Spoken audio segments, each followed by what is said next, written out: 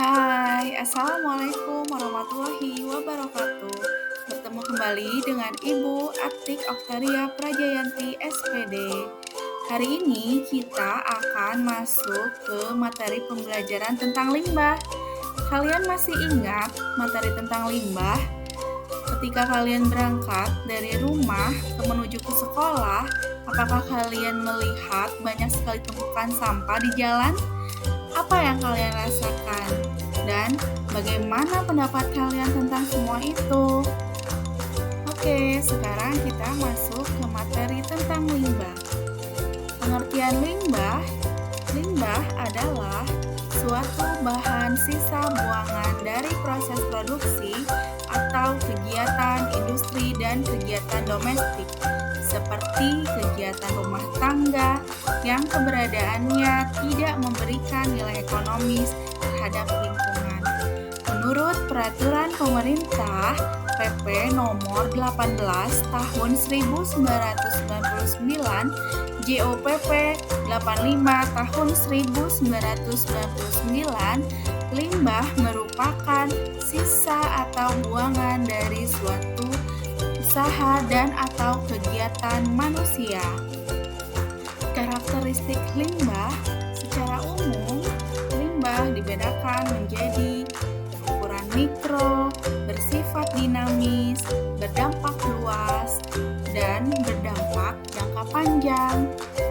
Yang pertama berukuran mikro, yakni partikel-partikel penyusun limbah berukuran mikro, sehingga bersifat kasat mata dan sulit dideteksi.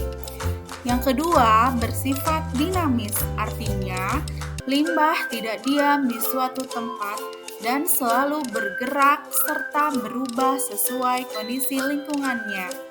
Yang ketiga, berdampak luas, artinya limbah tidak diam di suatu tempat dan selalu bergerak serta berubah sesuai kondisi lingkungannya. Sedangkan yang keempat, berdampak jangka panjang.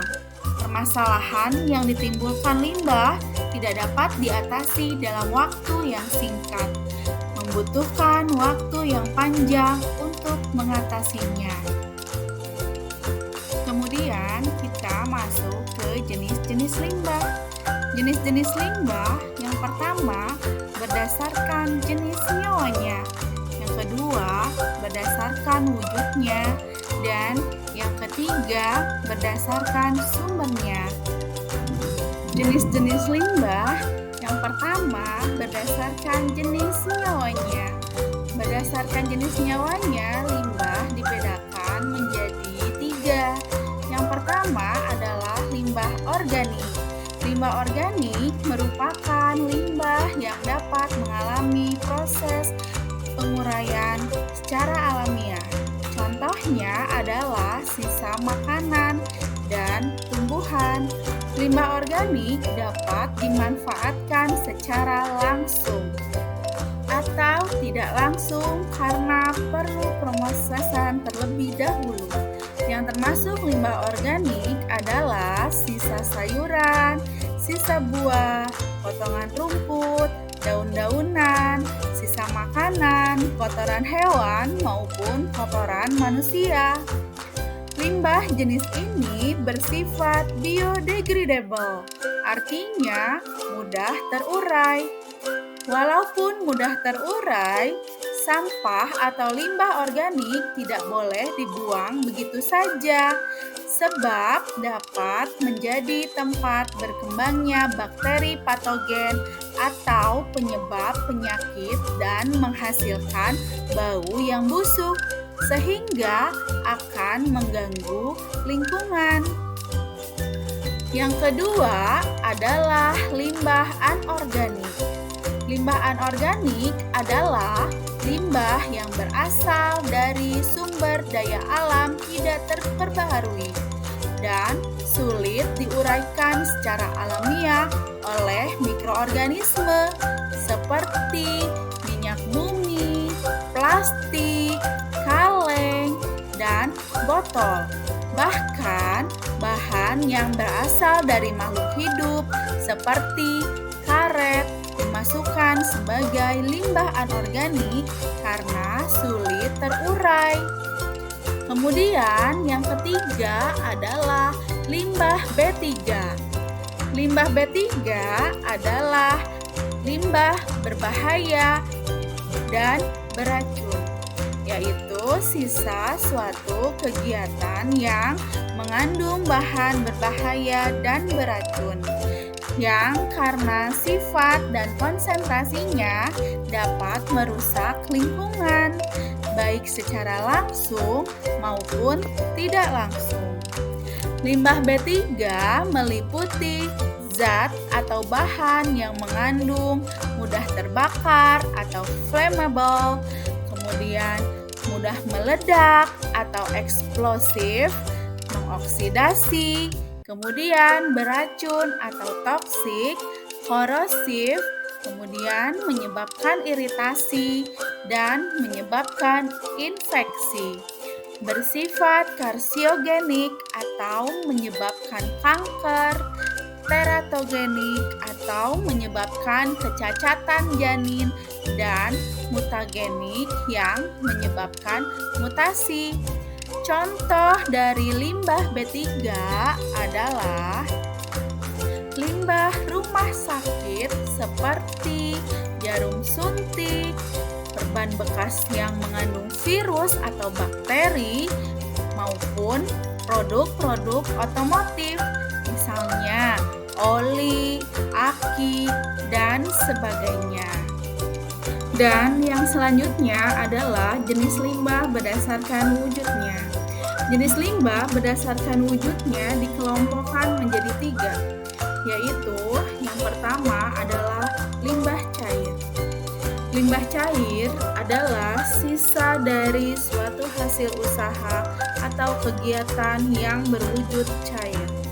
Contohnya adalah limbah cair dari pembuatan tahu, air bekas cucian, air buangan pabrik, dan industri, dan sebagainya. Yang kedua adalah limbah padat.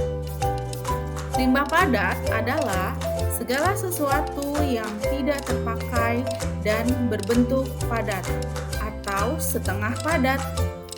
Limbah padat dapat berupa campuran dari berbagai bahan, baik yang tidak berbahaya maupun yang berbahaya. Contoh limbah padat adalah limbah pasar, limbah padat industri, botol, kaleng, dan lain sebagainya.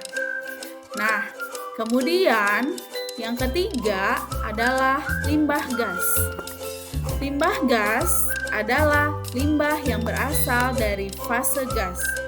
Contohnya adalah karbon monoksida, karbon dioksida, dan gas metan. Nah, yang selanjutnya yaitu ketiga, limbah berdasarkan sumbernya. Limbah berdasarkan sumbernya dibedakan menjadi 4. Yang pertama yaitu limbah domestik. Limbah domestik adalah limbah yang berasal dari perumahan atau rumah tangga dan kegiatan usaha seperti restoran, kantoran, dan pasar. Contohnya adalah sisa makanan, kertas, kaleng, plastik, air sabun, air deterjen, dan tinja. Yang kedua adalah limbah industri. Limbah industri merupakan buangan hasil proses industri. Contohnya bisa berupa gas buangan dari asap pabrik, serta limbah padat maupun limbah cair yang mengandung logam berat.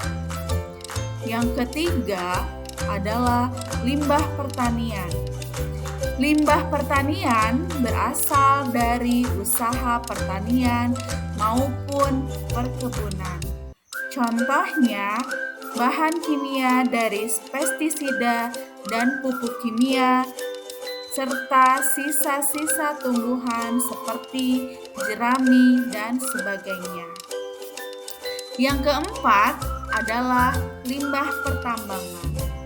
Limbah pertambangan berasal dari kegiatan pertambangan, misalnya materi-materi tambang berupa batuan dan logam. Sekian materi yang Ibu sampaikan pada hari ini. Terima kasih sudah menonton. Semoga bermanfaat. Assalamualaikum warahmatullahi wabarakatuh.